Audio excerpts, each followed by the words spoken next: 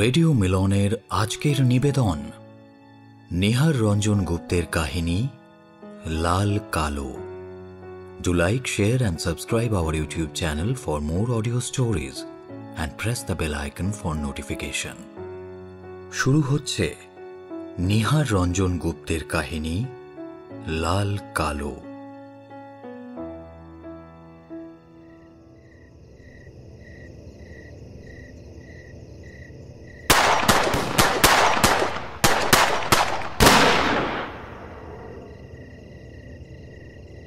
Sir, ওদের গুলি সম্ভবত শেষ হয়ে গেছে।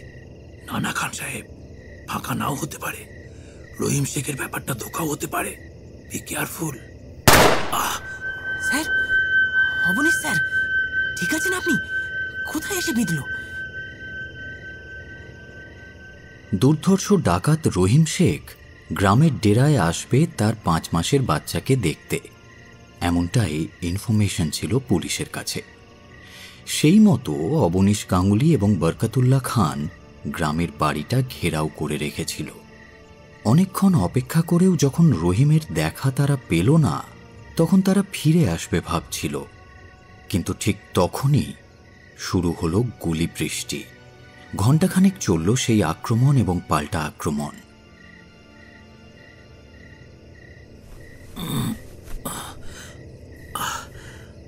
গুলিটা খুব ডিপ ইঞ্জুরি দেয়নি। বরকতুল্লাহ সাহেব, আপনি একটু ক্ষত স্থানটা বেঁধে দিন তো। হ্যাঁ স্যার, আপনি ঠিক আছেন তো? হ্যাঁ, everything is okay, don't worry.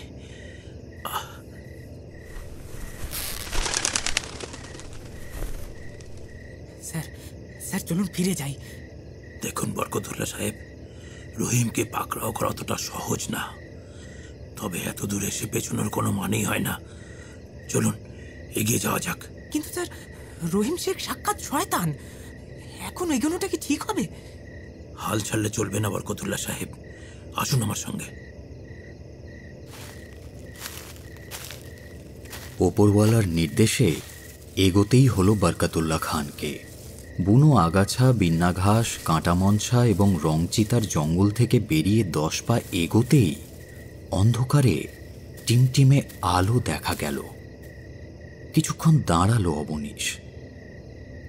ওই দেখুন স্যার, ওই টিনের খোলা দরজার সামনে ভেতরের আলো এসে পড়ছে। ওখানে কেউ না কেউ আছে। সবাই পিস্তল রেডি রাখো, বি অ্যালার্ট। চলো ঘরটার দিকে। এতদূর যখন এসেছি, ঝুঁকি নিতে কিসের সমস্যা? চলো চলো সবাই।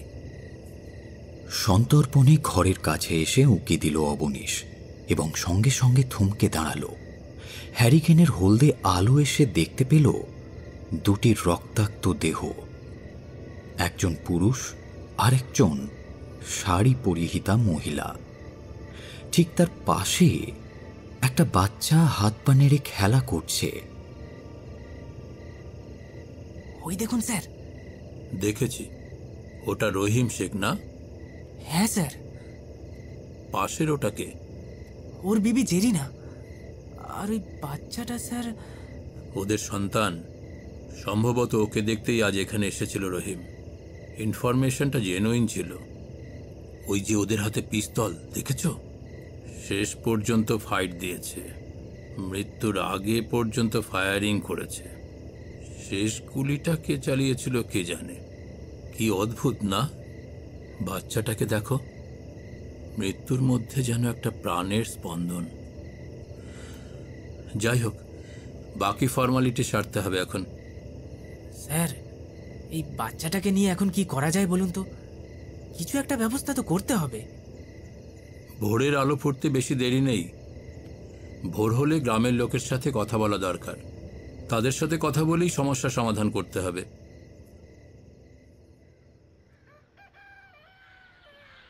ভোরের আলো ফোটার সঙ্গে সঙ্গে গ্রামের লোকেদের সঙ্গে কথা বলে বাচ্চাটিকে তাদেরকে দেওয়ার অনেক চেষ্টা করে অবনীশ। কিন্তু স্বাভাবিকভাবেই ডাকাতের বাচ্চাকে কেউই গ্রহণ করতে রাজি হলো না। তাহলে কি করা যায় স্যার? ভাবছিলাম খান সাহেব, আচ্ছা আপনি তো সজাতি, আপনি নিতে পারেন না বাচ্চাটা? কি বলছেন স্যার? জেনে শুনে ওই ডাকাতের বাচ্চাকে ঘরে নিয়ে যাব? এ তো বাড়িতে হাতে করে কেউটের বাচ্চাকে নিয়ে যাওয়ার সমান।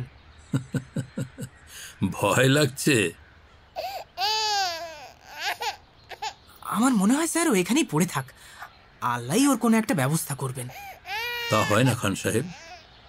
অবনীশ আর কথা না বাড়িয়ে ছোট্ট শিশুটিকে কোলে তুলে নিল, আর সঙ্গে সঙ্গে শিশুটাও চুপ করে গেল। বাচ্চাটাকে কোলে নিয়েই বাড়ি ঢুকল সে। এসে গেছো? আজ এত দেরি হলো যে? ও মা, বুকে ওটা কাদের ছেলে গো? মমতা, এ রহিম শেখের ছেলে। হ্যাঁ, রহিম শেখ? হ্যাঁ, সেই দুর্দান্ত ডাকাত রহিম শেখ। ওর মা বাবা দুজনেই গুলি খেয়ে মরেছে। অনেক চেষ্টা করলাম, কেউ ওকে নিল না, তাই একরকম বাধ্য হয়েই। কি গো, অন্যায় করেছি? না। কিন্তু ও মুসলমান। তাতে কি, দাও ওকে আমার কাছে। তুমি যে ব্রাহ্মণের বউ হয়েও ওকে এত সুন্দরভাবে গ্রহণ করলে, সত্যি তোমাকে ধন্যবাদ। ওর নাম কি গো? জানি না, তবে তুমিও যখন ওর মা হলে তখন তুমি একটা নাম দাও না। আমার ছেলে কালো, তাই তুমি ওর ডাক নাম রেখেছো কালো, আর ভালো নাম কৃষ্ণেন্দু। তাই আমি এর নাম দিই লাল, টুকটুকে লাল, ললিত। 3-4 মাসই তো বয়স। লাল আমাদের কালোর সাথেই বড় হবে, আমাদের ছেলে হিসেবে।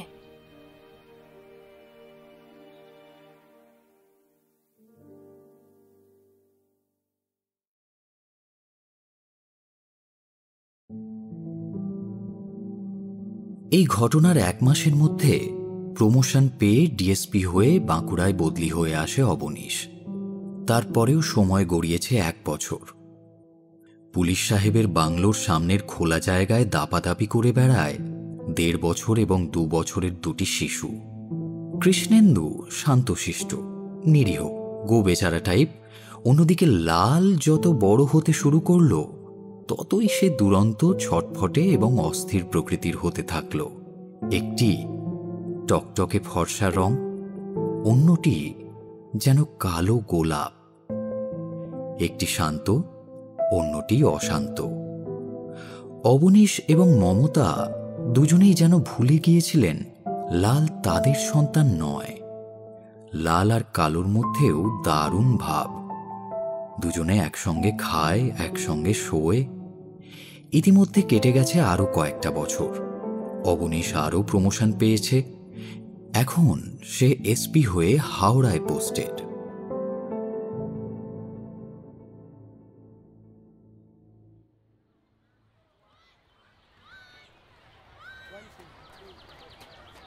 কোয়ার্টার কেমন লাগলো মমতা? বেশ বাংলো স্টাইলের, তাই না? বেশ খোলামেলা কিন্তু। দেখো, আমাদের কালো লালের থেকে বড়। কালোর 14 আর লালের 13.5। কিন্তু দেখলে মনে হয় লাল বড়, তাই না? কালো একটু মোটা হলে শান্তি পেতাম। কিছুই খেতে চায় না। ওসব নিয়ে চিন্তা করো না, বড় হলে ঠিক হয়ে যাবে। কিন্তু কি জানো মমতা, খুব শান্তি পাই যখন দেখি 2 ভাইয়ের মধ্যে এত মিল। একই ক্লাসে পড়ে, দুজনে পড়াশোনাতে সমান ভালো। এর থেকে বেশি কি চাই? সেটা ঠিক, কিন্তু খেলাধুলোয় আমার ছোট ছেলে লাল বেশি পটু। যদিও বয়স বাড়ার সঙ্গে সঙ্গে কি যে দুষ্টু আর দুরন্ত হচ্ছে, কি বলবো।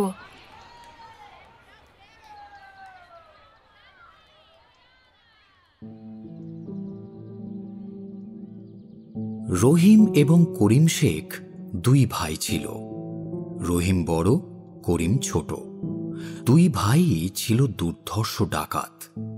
13 বছর আগে ওই রাতে এনকাউন্টারের পর পুলিশ টিনের ঘরে যে 2টো রক্তাক্ত দেহ পায় এবং যাকে বরকতুল্লাহ রহিম শেখ বলে চিহ্নিত করে, আসলে সেটি রহিম শেখের মৃতদেহ ছিল না, সেটা ছিল করিম শেখের মৃতদেহ।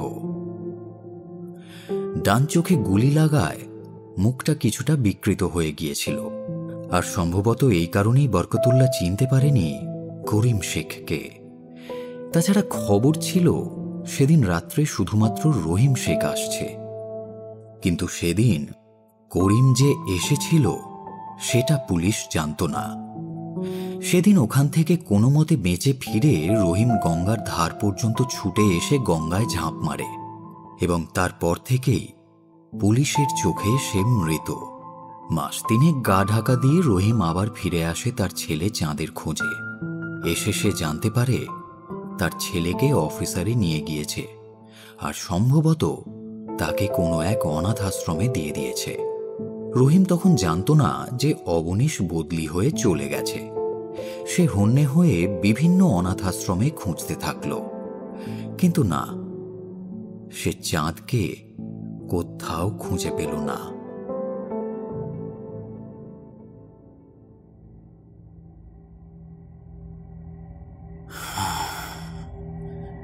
এক মুহূর্ত আমি আমার ছেলেটার কথা বলতে পারি না। চাঁদের টুকরোর মতো দেখতে ছিল বলে নাম দিয়েছিলাম চাঁদ। হন্যে হয়ে কোথায় না কোথায় খুঁজেছি তাকে। তুই কোথায় হারিয়ে গেলি চাঁদ? তুই কোথায় হারিয়ে গেলি?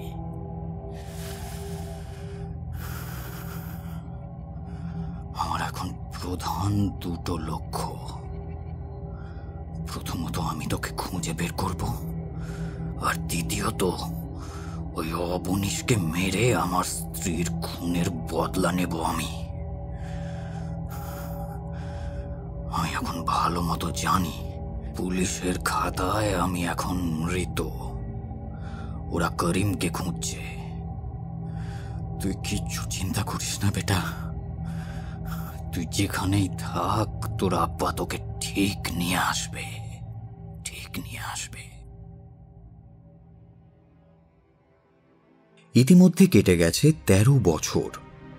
বরকতুল্লাহ সাহেব মধুপুরের কাছাকাছি সিভিল ড্রেসে একটা তদন্তে এসেছিলেন। কাজ মিটিয়ে ফিরে এসে মধুপুর স্টেশনে ডাউন ট্রেনের জন্য অপেক্ষা করতে থাকেন। ট্রেন আসতে এখনো মোটামুটি ঘণ্টাখানেক দেরি আছে। স্টেশনেই পায়চারি করছিলেন তিনি। অকস্মাৎ এই মধুপুর স্টেশনে ইন্সপেক্টর বরকতুল্লাহ খানের সঙ্গে দেখা হলো রহিম শেখের। পুলিশের খাতায় তার নাম করিম শেখ। রহিম ব্যাপারটা জানে, কিন্তু রহিম যে এখনো জীবিত পুলিশ তা জানে না। সে তখন ওই তল্লাটে ছদ্মবেশে পুলিশের চোখে ধুলো দিয়ে ঘুরে বেড়াচ্ছে।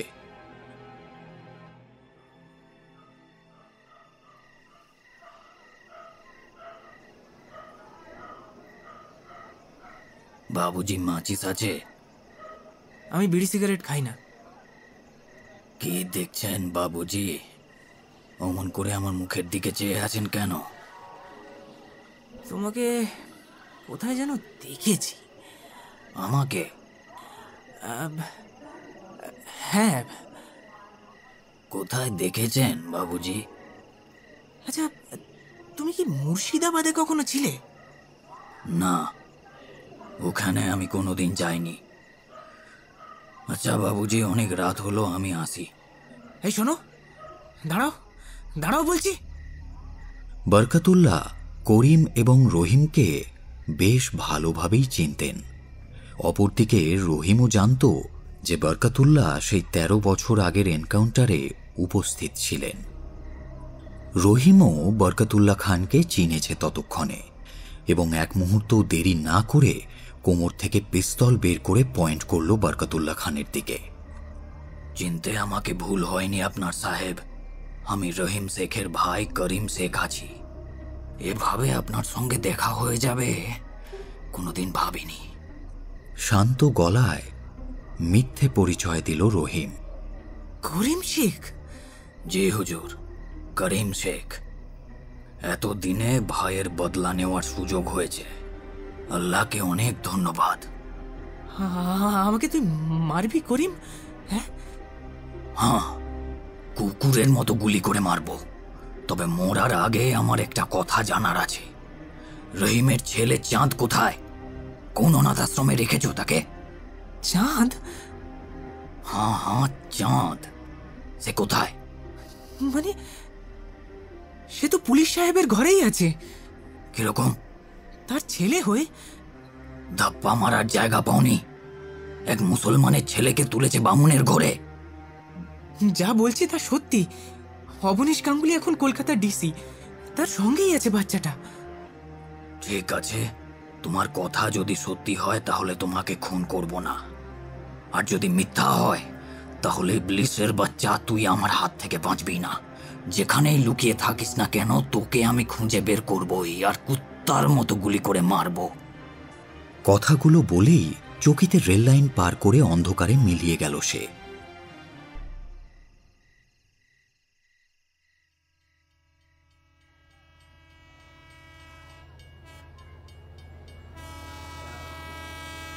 পরের দিনই ডাউন কলকাতা মেলে রহিম কলকাতা চলে এলো। এর আগে কলকাতা শহরে সে কখনো আসেনি। অজানা অচেনা শহর, তাছাড়া বিরাট শহর কলকাতা। রহিমের মতো গেঁয়ো লোক মানব সমাজকে বরাবর এড়িয়েই চলেছে। গিজগিজ করছে মানুষ, মানুষের ভিড়ে পা ফেলাই কষ্টকর। স্টেশনের বাইরে এসে বিভ্রান্ত হয়ে পড়ল রহিম শেখ। আতঙ্কিত হয়ে দুপা এগোয় তো দুপা পিছোয়। এত গাড়ি, এত লোক সে আগে কখনো দেখেনি। এই অসংখ্য মানুষের শহরে সে কি করে পুলিশের ডিসি অবনীশ গাঙ্গুলিকে খুঁজে বের করবে সেটাই ভেবে উঠতে পারল না। কোনো মতে ভিড়ের মধ্যে দিয়ে পথ করে এগোতে লাগলো। এই এতগুলো বছর জীবনে কেটে গিয়েছে, এত বছর পুলিশের চোখে ধুলো দিয়ে বেড়াতে বেড়াতে আজ সে ক্লান্ত। তার সেই পূর্বের তেজ বা শক্তি কোনো কিছুই আর অবশিষ্ট নেই। চুলদারিতেও পাক ধরেছে সামান্য। পরনে একটা পায়জামা আর তার ওপর কুর্তা, মাথায় বাঁধা একটা ফেটটি, কাঁধে একটা জামা কাপড় ভরা ঝোলা, কোমরে গোঁজা গুলি ভরা একটা পিস্তল। মানুষের ভিড়ের মধ্যে ধাক্কা খেতে খেতে কোনো রকমে এগিয়ে চলে রহিম শেখ। খোকা, তোর চাঁদ মুখটা একদিনের জন্য ভুলতে পারিনি রে, একদিনের জন্যও না। যখন আমি সেই রাতে তোকে দেখতে আসছিলাম, তোর চাচা আমাকে একা আসতে দেয়নি, আমার সঙ্গে এসেছিল বিপদ বুঝে। আমার বদলে তোর চাচার প্রাণ গেল সেই রাতে। ও সালা বরকতুল্লাহ সাহেব যখন চিনতে পারেনি, তখন সম্ভবত আমার আসল পরিচয় কেউ জানতে পারবে না। তাছাড়া অবনীশ গাঙ্গুলি আমাকে চেনে না, পুলিশের খাতাতেও আমি মৃত। কিন্তু আমার ছেলে চাঁদ, সে তো এখন অনেক বড় হয়ে গেছে, তাকে আমি চিনব কি করে? পারবো। চাঁদের গায়ের রং স্বর্ণ চাঁপার মতো, মাথার চুল কালো কোঁকড়ানো, আর তার কপালে একটা রাজ তিলকের মতো জরুল ছিল। তাকে আমি অবশ্যই চিনতে পারবো। আমার চাঁদ এখনো বেঁচে আছে। বরকতুল্লাহ তো বলেছিল আমার চাঁদ পুলিশ অফিসারের বাড়িতেই আছে, তার ছেলেও হয়ে। সে এখনো বেঁচে আছে, তাকে খুঁজে বের করতেই হবে। হঠাৎ রহিমের মনে হয়, কি পরিচয় নিয়ে গিয়ে সে দাঁড়াবে তার কিশোর পুত্রের সামনে? তার বাবা, আব্বাজান। তারপর সে যখন জানতে পারবে, যদি এখনো না জেনে থাকে যে তার বাবা দুর্ধর্ষ ডাকাত রহিম শেখ, এবং তখন যদি তাকে বাবা হিসেবে স্বীকার না করে। হঠাৎ চলতে চলতে থমকে দাঁড়ায় রহিম। একটু সরে এসে রেলিংটার পাশে গিয়ে দাঁড়ায়। নিচে কলকল শব্দে বয়ে যাচ্ছে গঙ্গা। ছোট নৌকো, বড় বড় জাহাজ, স্টিমার জল কেটে চলে গেল। দুপাশে সার সার ইমারত। এ শহর মুর্শিদাবাদ না, কলকাতা। তাজ্জব ব্যাপার, এই কথাটা আমার এতক্ষণ মনে হয়নি। আমি একজন পলাতক ডাকাত, পুলিশ আজও আমাকে খুঁজছে। ধরতে পারলে ফাঁসি না হলেও লম্বা মেয়াদের জেল হবে। তবু আমার চাঁদের জন্য এই ঝুঁকি আমাকে নিতেই হবে।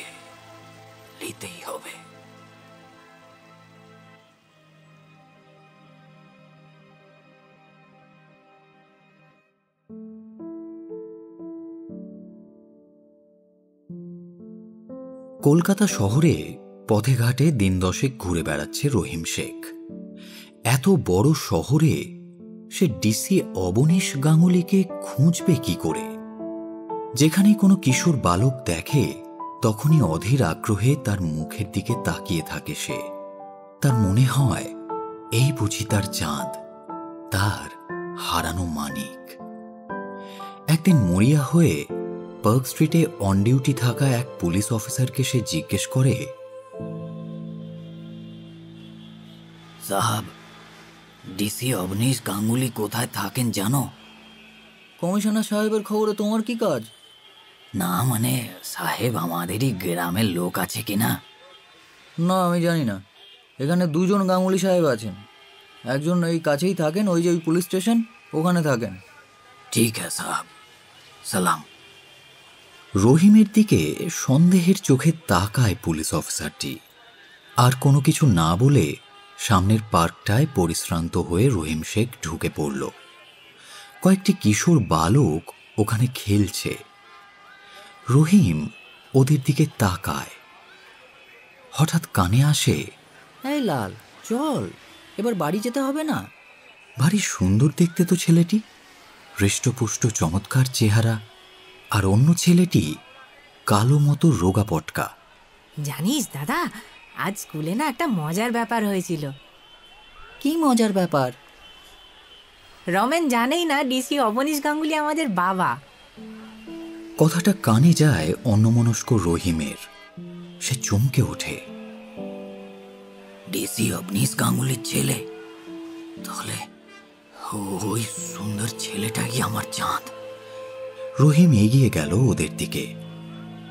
শোনো খোকা বাবু। আমাদের বলছো? হ্যাঁ, কি নাম আছে তোমার? আমার নাম দিয়ে তোমার কি হবে? কিছু না, এমনি জিজ্ঞাসা করছি। কি নাম তোমার? ললিত মোহন গাঙ্গুলি। ও, তা তোমরা বুঝি ডিসি অবনীশ গাঙ্গুলির ছেলে? হ্যাঁ। এই দাদা চল। দুই ভাই পাশাপাশি এগিয়ে চলে। রহিম নিঃশব্দে তাদের অনুসরণ করে। ওরা কিছুই বুঝতে পারে না। তারা ওই এলাকার একটি বাংলো প্যাটার্নের বাড়ির মধ্যে ঢুকে যায়। দূর থেকে লক্ষ্য করে রহিম শেখ। গেটে দাঁড়িয়ে সশস্ত্র পুলিশ কর্মী। রহিম শেখ জানতে পারে এটাই অবনীশ গাঙ্গুলির বাড়ি। তার মানে এখানেই আছে তার চাঁদ। সে ওই বাড়ির সামনে কিছুক্ষণ দাঁড়িয়ে রইল।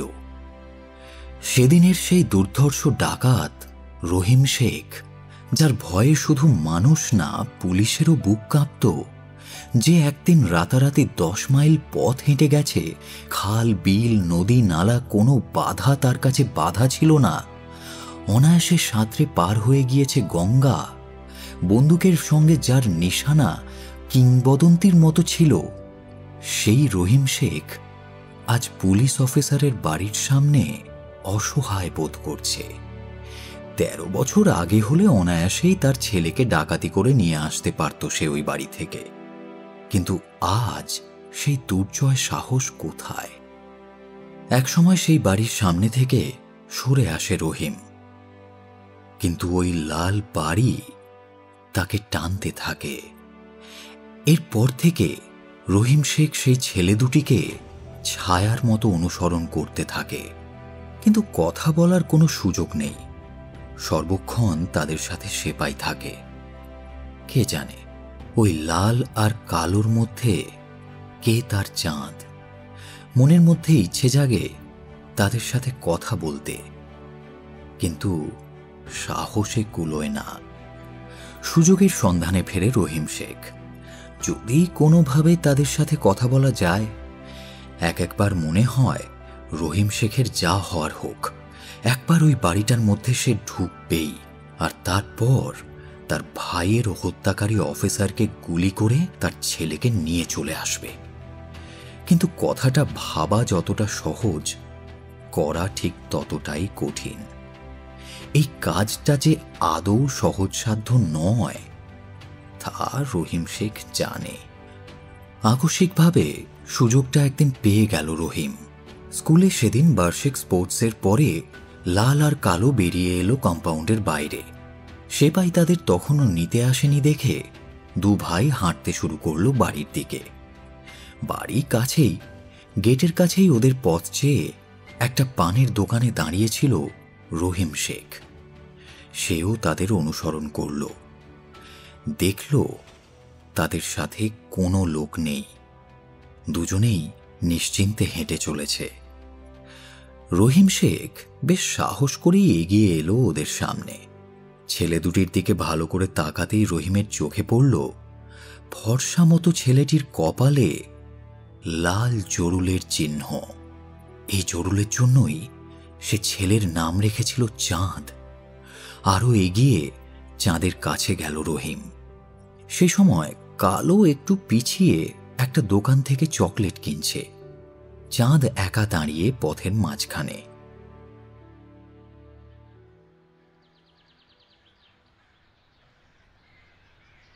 তোমার নাম লাল আছে না খোকা বাবু? হ্যাঁ, তুমি কে? আমি? হ্যাঁ হ্যাঁ, তুমি আমার নাম জানলে কি করে?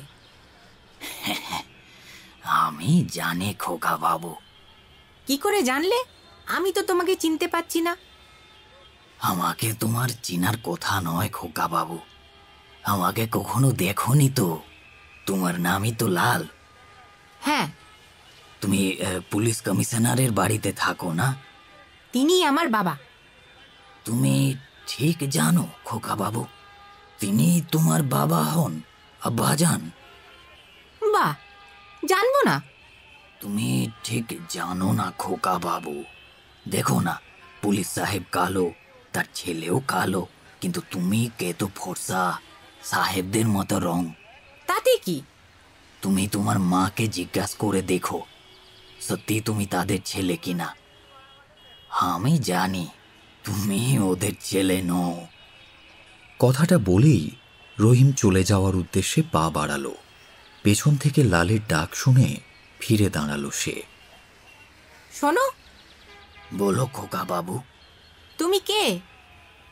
আমার নাম রহিম শেখ আছে। তোমার বাবা মানে পুলিশ সাহেবের নিশ্চয়ই মনে আছে আমার নাম। নামটা শুনলে উনি ঠিক বুঝতে পারবেন, ওনাকে জিজ্ঞাসা করবে।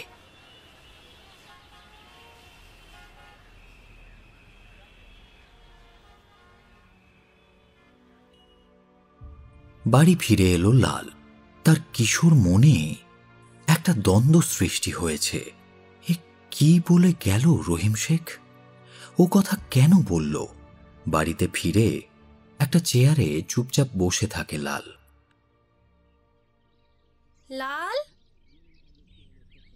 লাল, কি হয়েছে লাল? অমন চুপচাপ বসে? স্কুল থেকে এসে খেতে গেলে না কেন? মা। কি হয়েছে বাবা? কিছু বলবে?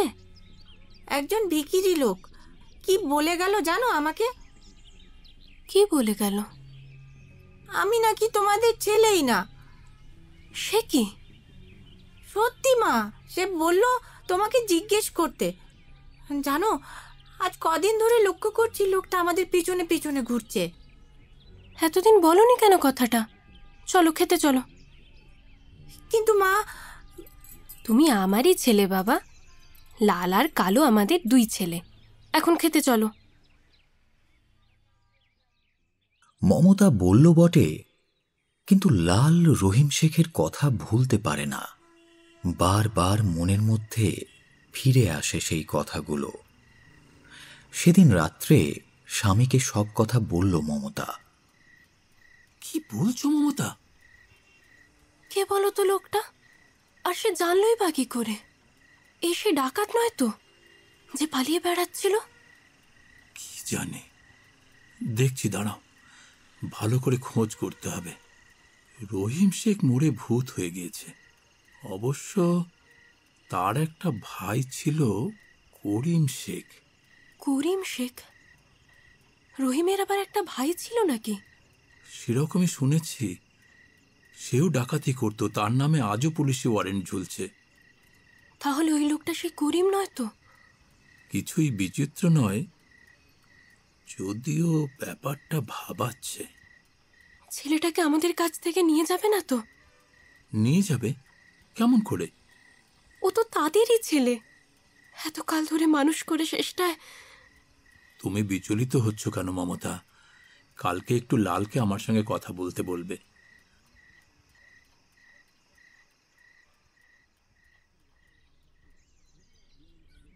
আমাকে ডেকেছো বাবা? হ্যাঁ, তুমি তোমার মার কাছে কি বলেছ? লাল সমস্ত ঘটনা গুছিয়ে তার বাবাকে বলল। আমি নাকি তোমাদের ছেলেই না। লোকটা নিজের কোনো নাম বলেছে? হ্যাঁ, তার নাম নাকি রহিম শেখ। সে বলেছিল নামটা বললেই তুমি চিনতে পারবে। রহিম শেখ কে বাবা? অবনীশ মনে মনে চমকে ওঠে। সেই দুর্ধর্ষ ডাকাত রহিম শেখ, সে তো মরে ভূত হয়ে গিয়েছিল। তাহলে এটা কে? বাবা, সত্যি আমি তোমাদের ছেলে নই? কে বলল তুমি আমাদেরই ছেলে? আচ্ছা, ওই লোকটার সঙ্গে আবার দেখা হলে বাড়িতে নিয়ে এসো তো। আচ্ছা বাবা।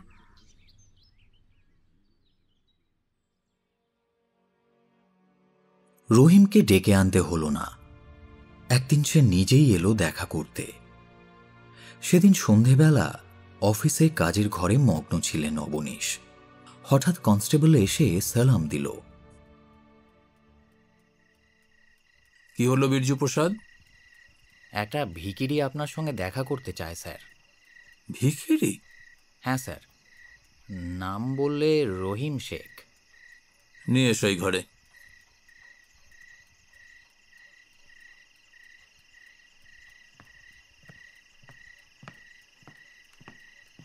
সালাম সাহেব। তোমার নাম রহিম শেখ? কি চাও? জি সাহেব, আমি ধরা দিতে এসেছি সাহেব। ধরা দিতে এসেছো? মানে? আপনি আমাকে অ্যারেস্ট করে জেলে ভরে দিন সাহেব। আপনারা জানেন 13 বছর আগে পুলিশের গুলিতে মারা গিয়েছিল রহিম শেখ, কিন্তু সে আসলে মরেনি সাহেব। রহিম শেখ আপনার সামনে দাঁড়িয়ে আছে। মারা গিয়েছিল আমার ভাই করিম শেখ। তুমি তাহলে? মরিনি সাহেব, আমি আজও বেঁচে আছি। তুমি তোমার ছেলেকে ফিরে পেতে চাও? না সাহেব। চাও না? এই কদিন অনেক ভেবেছি আমি। সে আপনার কাছেই থাক, তাতেই তার মঙ্গল। বাবা, এই তো সেই লোকটা। এই আমাকে বলেছিল আমি তোমাদের ছেলে নই। খোকা বাবু, আমি সেদিন তোমাকে মিথ্যা কথা বলেছিলাম। তুমি রহিম শেখের ছেলে না, তুমি এই পুলিশ সাহেবেরই ছেলে। তাছাড়া তুমি জানো না খোকা বাবু যে রহিম শেখ একজন ডাকাত আছে, পুলিশ তাকে খুঁজে বেড়াচ্ছে। তুমি এসব কথা জানলে কি করে? আর আর তুমি কে? সাহেব, আমাকে গ্রেপ্তার করুন, এক্ষুনি গ্রেপ্তার করুন। অবনীশ রহিমের মুখের দিকে চেয়ে থাকেন। খোকা বাবু, তুমি যাও, ভিতরে যাও, ভিতরে যাও। হাত দুটো বাড়িয়ে দিল এককালের দুর্ধর্ষ ডাকাত রহিম শেখ। সাহেব, আপনার লোকেদের বলুন আমাকে অ্যারেস্ট করতে। আমি জেলে যেতে চাই। ও আপনার কাছেই থাক। এসো লাল, ও মিথ্যে বলেছে বাবা। ও ডাকাত নয়, ও তোমার বাবা। না না না, এই ঝুট বাত আছে, ঝুট বাত আছে। আমি এত বছর ধরে পালিয়ে বেড়াচ্ছিলাম, আর পালাবো না। আমাকে অ্যারেস্ট করেন সাহেব, আমাকে অ্যারেস্ট করেন। ও থাক আপনার কাছে। আমি ওর কেউ না, আপনি ওর বাবা, আপনি ওর বাবা আছেন। আমাকে অ্যারেস্ট করেন সাহেব, আমাকে অ্যারেস্ট করেন।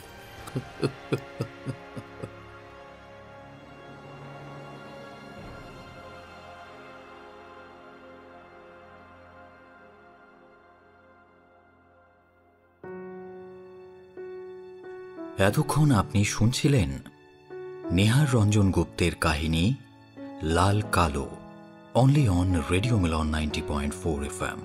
Do like, share and subscribe our YouTube channel for more audio stories and press the bell icon for notification.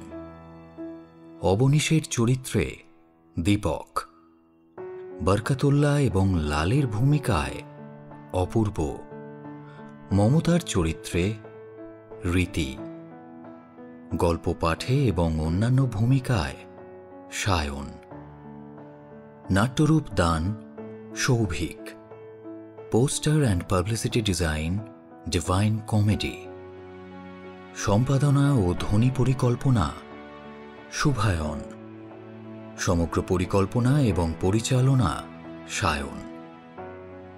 আগামী সপ্তাহে আরও একটি নতুন গল্প নিয়ে হাজির হব আমরা। শুনতে থাকুন রেডিও মিলন 90.4 FM।